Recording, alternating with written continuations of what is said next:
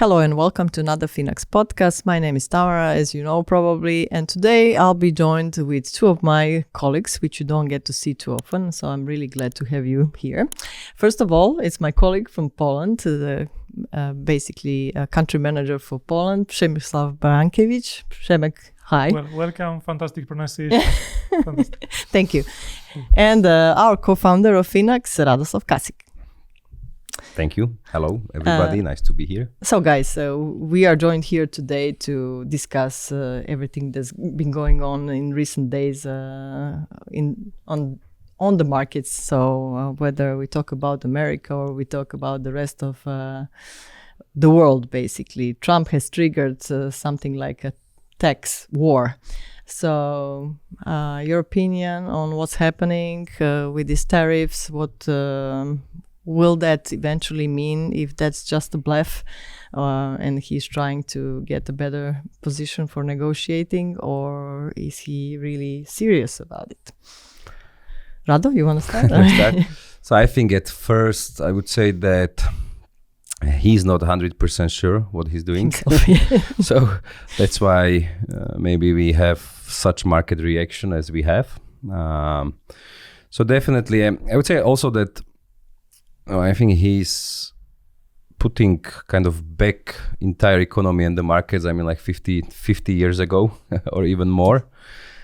He's still too focused on manufacturing, not understanding that current economy lies on different sectors and different added value. I'm talking about technology and all this stuff.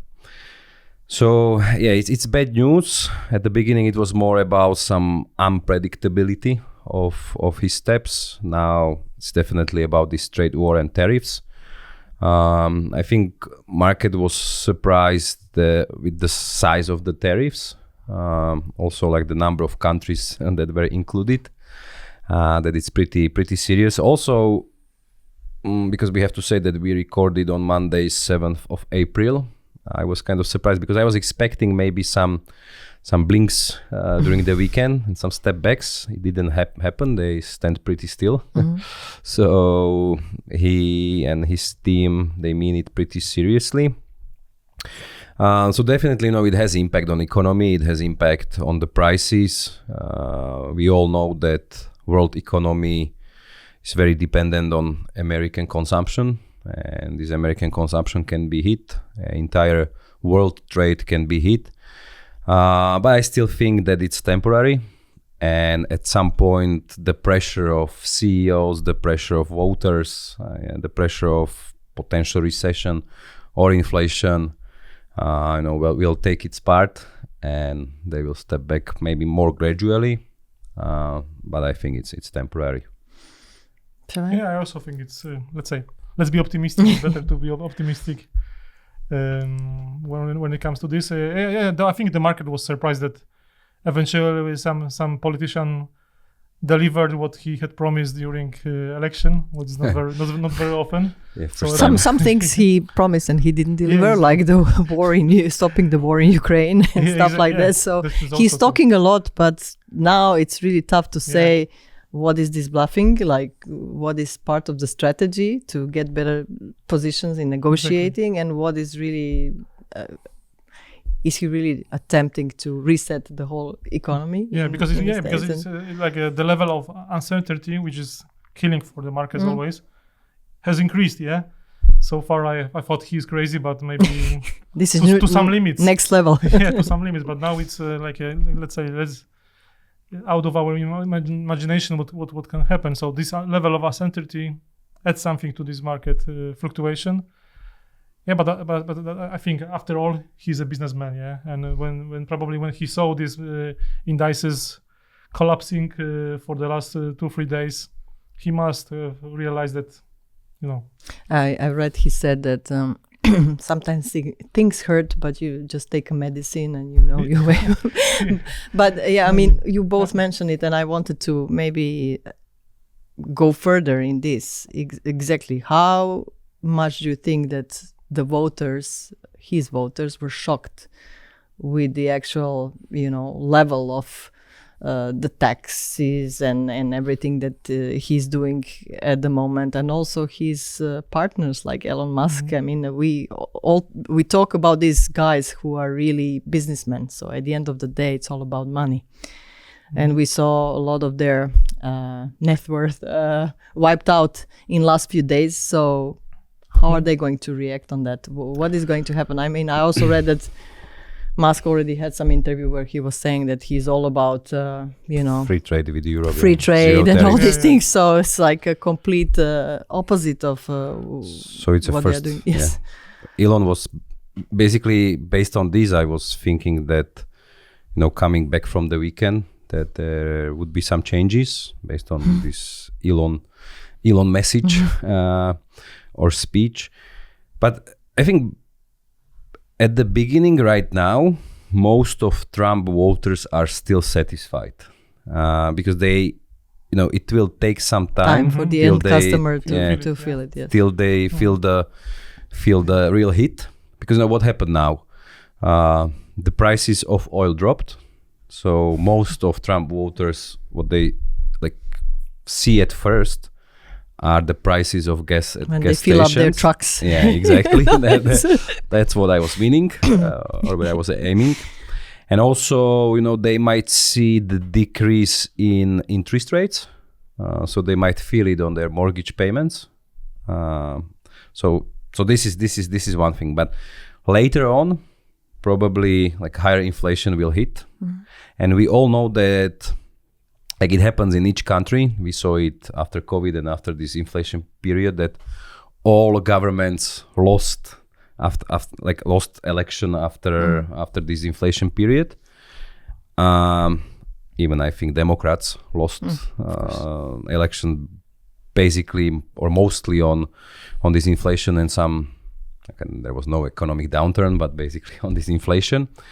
So if they are hit later on with inflation and even with recession, because I guess most of his voters are, these, I would say they have sensitive jobs to economic cycle, so they might be first to be fired. But on the other hand, as I said, at the beginning, now it's good also for the reason because he speaks about bringing back manufacturing to the United States. And most of his voters are from these small towns that lost factories, that lost mines, or that were closed. So I think now it's more appealing for them. But again, it also depends on the further development. But I think at the end they can be hit, and if some positive outcomes don't come soon, it can break the neck of this presidency. Yeah. And we can see it in these midterm elections that will be held, I don't know, in 1.5 years. So maybe Republicans might lose it. Unfortunately, he cannot lose his power, because unless he will change something about this third terms of presidency. But constitution. Constitution, yeah. So we'll see. Yeah. As you told, Rador, probably those people who voted for him haven't started feeling it yet because it's too early. But investors did, yeah. I think more than 50% of Americans, they invest on Wall Street. So probably they already. Yeah, he was somehow backed felt up with the guys who have a lot of money. So the question now is how long they can take it, how long they can tolerate. And this recession issue that Rado mentioned, that's because, Wall Street is always fragile and sensitive for some kind of strange behavior, but all ends with threat of potential recession. Yeah, all these collapses in the last, let's say, 70 years or 80 years, but there were two reasons for market corrections, either recession threat. Sometimes they materialized, sometimes not, but there was a recession threat. And another one was unexpected hiking interest rates, which is not the case probably now, but this threat of recession is the main threat now, so we'll see. It's better to be optimistic than to be pessimistic. But other than that, what are the indicators in the economy, in American economy, for the recession at the moment? There are none. Almost none. So we saw that, for example, this PMI or ISM manufacturing, so it's survey among manufacturers. So I think it dropped again after some time into this recession's territory under the mark of 50. But so far, for example, unemployment reading, so it was just published on Friday, was pretty good for March. But it was still too early because we'll see now, because you can see that not so many players, even market, didn't expect such big tariffs. So now it can be also, or it can also influence the thinking of all CEOs. So I guess what will companies do now? So postpone all the investments, all the capex, maybe stop hiring, maybe start thinking about some firings, some cost savings. And this can, like, usually sentiment like this is like self-fulfilling. And if we start talking about recession and thinking about recession, usually we end up in recession. I'm shutting up. Stay positive. so this is it, and that's why I would say, like, the time is also important. Like, I mean the time of, or period of validity of those tariffs. So that's why my basic scenario is that they gradually cancel those or decrease those tariffs. All the time. But Trump needs to announce any kind of those messages as some victory. So it's funny, say, like, the way he communicates, right? Each time some country tries to negotiate, and these negotiations ends up in something. Like Canada and Mexico, right? So it was the first big hit, and it was and in 1 all month, over. Yes, but they are trying. They are negotiating. So in 1 month there will be pictures of Trump and those presidents and prime ministers again.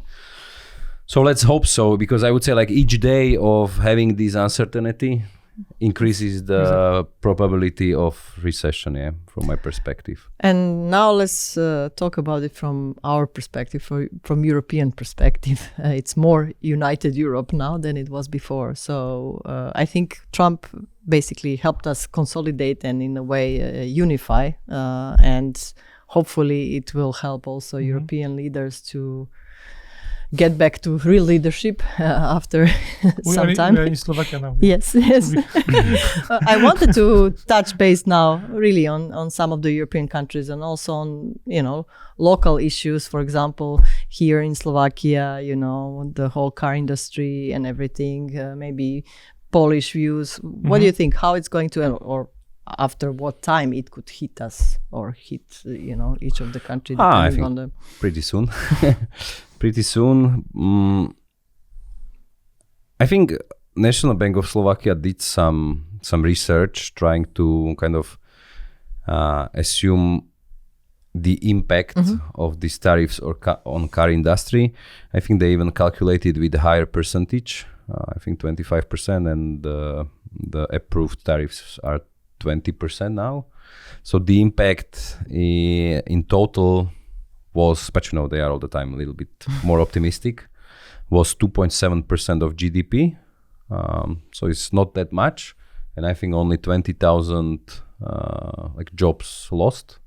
So I think they are still too optimistic. So there will be some impact. Still, I think we cannot, substitute the biggest consumption so quickly. But again, what you said, I think, again, this another step will just force Europe to do something. It's a big opportunity for us as a continent, because we are still the bigger or bigger economy as a bloc. Yes. So we can take part of this American role in the world. I know that it doesn't happen overnight, from day to day. So it requires also some leadership. So let's hope. But I think everything is what's happening is moving Europe in this direction. So like what happened in Asia with the Japan. It can make allies from former enemies because you're losing your strongest ally. So at some point it can be also like positive, and everybody must bear in mind that this doesn't mean end of the world. It doesn't mean like the end of world order as we knew it. It's just no tariffs. It's another form of taxation. So if you decide to increase taxes, so it's similar. Yeah. We'll buy more European. Yeah. It can happen. True, or Japanese cars. I mean, really, I don't think in Europe we were buying really American cars too much. So Yeah, I but the think this is Americans were something- buying Slovak cars, Yeah, like I know. Slovak, but produced here in Slovakia. So this is the issue. Yeah. Yes. Unfortunately, we killed all Polish car brands after we finished with communism, to be honest. But when it comes to Poland, I'm really optimistic about our economy. Nothing killed us in the last 30 years. Neither COVID, nor Brexit, nor first Trump. So the second Trump will not kill us as well. The economy is really, really strong, and it's not only based on export but also domestic demand.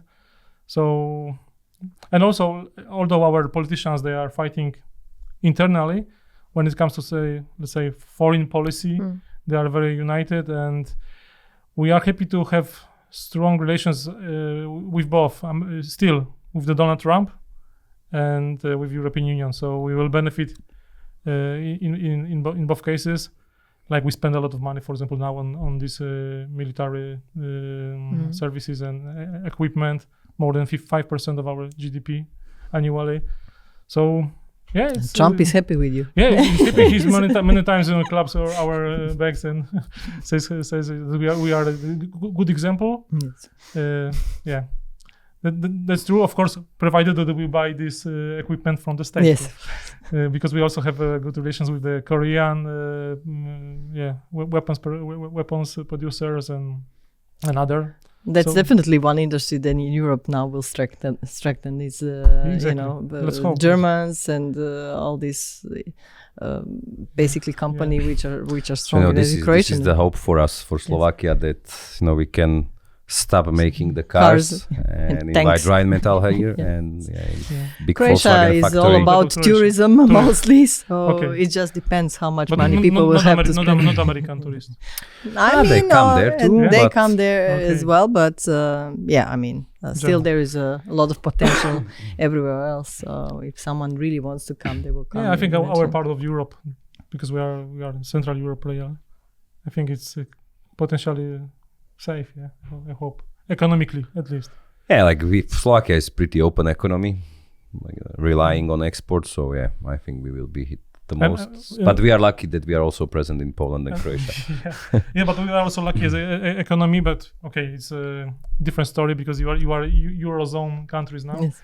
And I'm the only one with our own currency. But in such a periods like now, uncertainty, always zloty collapsed and somehow amortized the bad impact of this, what was going on the markets. Yeah, so it's still good for us to not to have euro, for example. Yeah. What do you think Fed will do? Yeah, this is a big question for me because one thing, I guess, that Jerome Powell is not a big fan of Donald Trump. So there might, even though there shouldn't be, but definitely there are some, personal emotions, I would say. And also it's difficult, to assume expected inflation, because you have like various or different trends or factors. So generally, like tariffs are pro-inflation, and those are inflationary, because you increases prices. So I would say like immediate impact of those tariffs is inflationary, but the question is what happened next. So we already talked about decrease in oil prices. It's pretty important, still important in the States. Then we have lower interest rates that might stimulate, for example, housing market. So again, this is inflationary, but in general mood would be more recessionary, and this is like deflationary power. So at the end, we might see, or my opinion, we might see small pickup in inflation, and then also like this base effect will take its part, and then decrease and deflationary effects. So for example, like market expectations on these Fed funds changed during the weekend, and I think formerly there were expected just 2 cuts in interest rates, and now there are 3 to 4, like in this year. So these are the expectations, but I wouldn't rely on them a lot because anything can change it. The situation is so fluid that what we say now, it's not valid tomorrow. Yeah? It must be extremely difficult to run the Fed now, because you are with the pressure from the Trump. You need to deliver. You need to prove that you are independent because you are. You are afraid to wake up in the morning. Exactly. Or turn on the. And also the Fed, I think they are responsible for inflation, for prices, but also at the same time about the unemployment. Yeah, so it's different. For example, in Poland, the central bank is responsible only for prices, not for the economic development. So it's really tricky. I think they need to wait for some how the economy will react to what happened. So I don't expect any immediate reaction. I think they are even lucky with this because the next Fed meeting is held in May, if I'm correct. Perfect. So they have time to see more than 1 month how serious Trump is. Yeah. And so we can see it because I think some of those tariffs came into force on Saturday, but those were, I think, the first one announced on Wednesday, or the first one, like there was this lower general, like 10% on everything, and then Trump pulled out this tab with all the countries and various fonts. I wonder where he got all those numbers. Madagascar. You know how they come up to these numbers. It's also pretty funny, and even though because they announced these numbers and someone put it in ChatGPT, please find a pattern how these numbers can be calculated. So it's usually or they figured out that it's like deficit of trade balance versus or divided by what is it import. So you get some percentage and then it's divided by 2. So for example, I think Vietnam is the best example because Vietnam, I think like 50% of Nike production comes from Vietnam. So it's a big textile and clothes and shoes and stuff like the producer.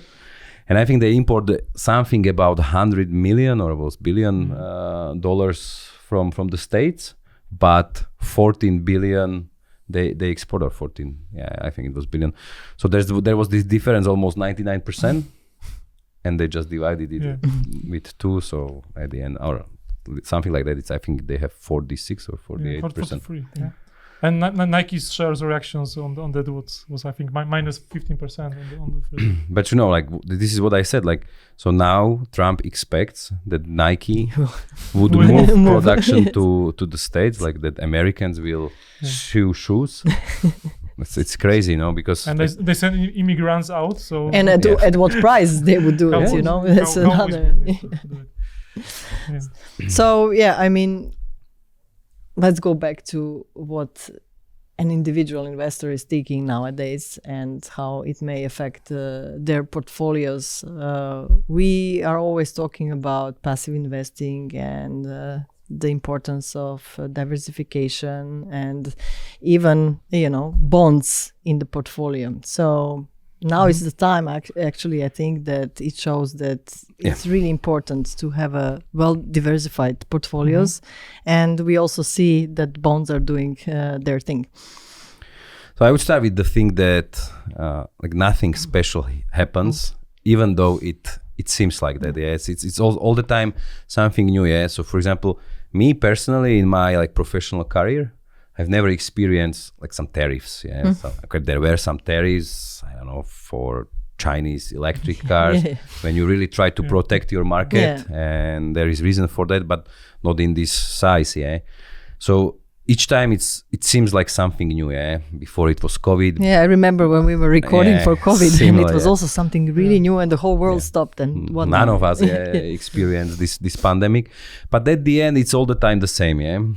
So I think now, I think it can be seen here. We stay pretty calm. Like all investors, professional or the small investors, must bear in mind that this is how investing exactly looks like. There's nothing special on it. This is the feature of investing. Yeah, it would be nice if we experience only green years and we see only green numbers on our accounts, but it's not how it works. This is the price we pay. So we have, and I also imagine like in the States, the S&P 500 made like 50% in 2 years, and now we are minus 15 or something like that. So nothing major happens. At the end, this is just the opportunity. In few years, we will forget about it. Even like Trump period on a long-term chart will be seen as a small period, just some occasion. So nothing major happens. If people cannot handle it, so like first recommendation or the best recommendation, invest more. Yes. Yeah. If you don't have money or you don't feel It's about Black that. Friday. Another recommendation: don't check the account so much. Don't check the news a lot. If really this don't help or doesn't help, then I would also recommend to investors to reconsider their risk profile, because if really this situation results in has hit you emotionally, sleepless nights and nothing helps, I recommend to reconsider the risk profile of investment, maybe thinking about more conservative investment. It's a pity on the other hand, because it means that you have to accept lower returns. So this is my recommendation, and I wouldn't worry. Like we've been here many times. Don't try to time the market. Don't try to exit with some thoughts or ideas that you would buy it lower. It's impossible. Tomorrow, tariffs can be cancelled. Yeah. And the market will make 10% plus, and all the future results are gone. So the best thing is to invest. The second best thing is do nothing. Yes, it always hurts the first time the most, right? So if anyone has been investing for maybe a year or something like that, and they basically bought their portfolio at a high price, now they're probably in minus. But for our clients who are with us for longer period, they are still in green. So that's something that shows us that, yes, emotional, as we say, emotions are the worst enemy of investing. And often in such moments, people tend to react. But the best thing we can tell them is just to basically bear in mind what is their goal, especially if we are talking about really long-term goal. If it's a pension or something like this, I mean, you can easily ruin your investment for your retirement because of... I like to compare investing to, baking a chicken or baking a cake. Yes, you don't put... So you don't take it out of the, oven after, 2 minutes. They say it should be like a painting, and you wait for the paint to dry. So exactly. It's something like this. Just stick to horizon. Exactly. So stay calm, stay invested, think long term. I think that's simple as advice. I know it's emotions are. We all know. Yeah. Emotions are not the best advisors. Not only investing, in life, in our ordinary life. So everywhere try to avoid it. Switch off news. I know it's simple. It's easy to advise to be patient.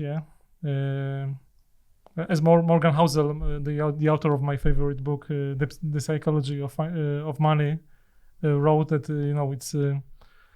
it's not easy to be calm, because when the market is down, you feel like it happened. Although it's only 1 week, you feel like it happened very long. Much longer than, for example, one decade of green constant growth. Yes.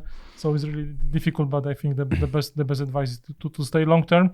Our clients has I think on average this horizon is 18 years. So I think you should be prepared for that. Get used to that, because if it's 18 years, then probably it will happen to your portfolio 10 times at least. Yes. So be prepared. And I think, if you're, as Rado said, probably if your portfolio already includes your risk profile, so it's well prepared for such events. If it's not, if you, for example, cheated on fulfilling the onboarding questionnaire, You feel it. You feel it now, rethink yes. it, yeah, and then you feel it now.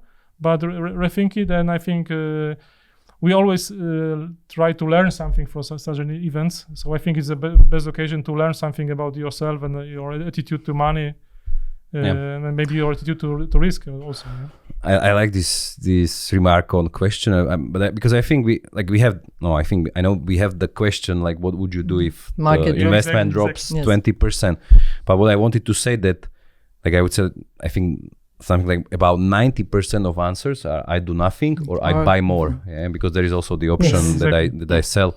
So I think it's less than 5%, but I'm not 100% sure. But it's like very little number, and it's kind of also funny, not so funny, that how the market goes up by stairs, using stairs and taking elevator down, and you can see it now.